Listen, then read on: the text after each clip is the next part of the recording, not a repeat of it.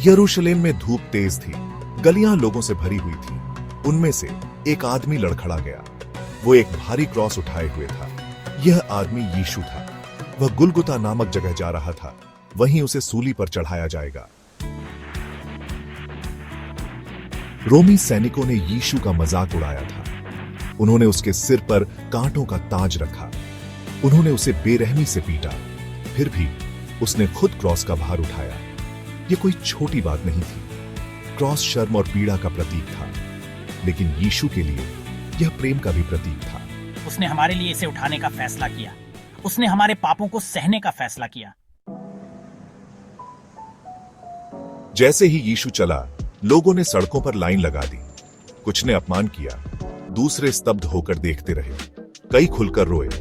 उनमें यीशु के अनुयायी भी थे। अपने उद्धारकर्ता को पीड़ित देखकर उनका दिल टूट गया। लेकिन यीशु ने अपनी पीड़ा में भी उन्हें दिलासा के शब्द दिए।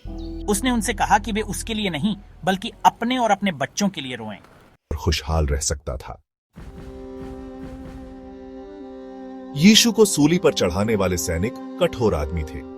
उन्हें दूसरों की पीड़ा की कोई परवाह नहीं थी।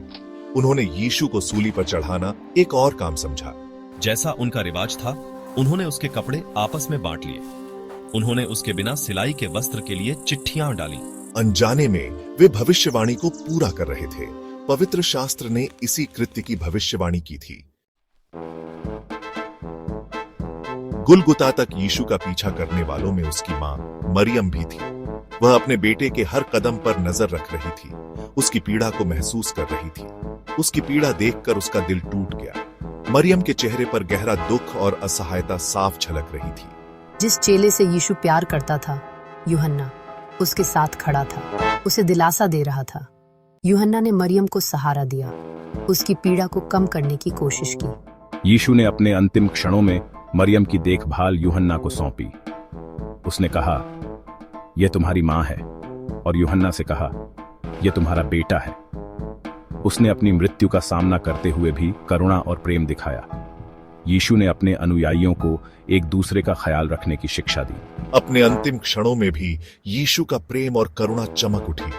उसकी मृत्यु ने उसके अनुयायियों को एकजुट किया और उन्हें प्रेम और करुणा का महत्व सिखाया।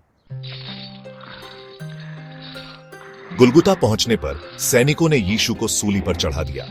यह एक लंबी और कठिन यात्रा थी, जिसमें यीशु ने अपने कंधों पर क्रूस उठाया। रास्ते में लोग उसे देखते रहे।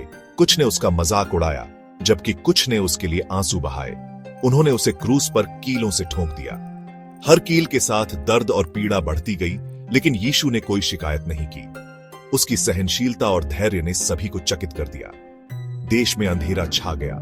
यह अंधेरा केवल आकाश में नहीं था, बल्कि लोगों के दिलों में भी था। यह एक ऐसा क्षण था जब सब कुछ ठहर सा गया था।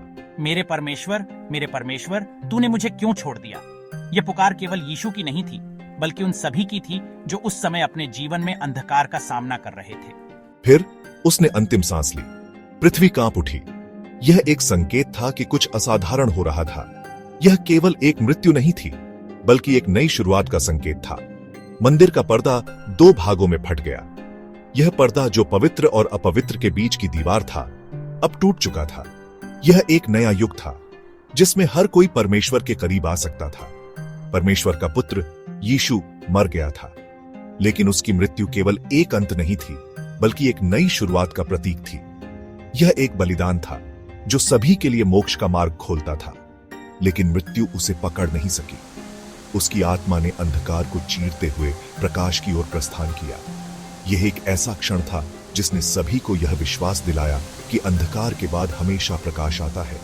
उसका बलिदान, उसका प्रेम स्वयं मृत्यु पर विजय प्राप्त करेगा। यह प्रेम इतना शक्तिशाली था कि उसने मृत्यु को भी हरा दिया। यह एक ऐसा प्रेम था जो सभी के दिलों में हमेशा के लिए जीवित रहेगा। उस अंधेरे से आशा का उदय होगा। यह आशा केवल एक व्यक्ति की नहीं थी, बल्कि पूरी मानवता की थी।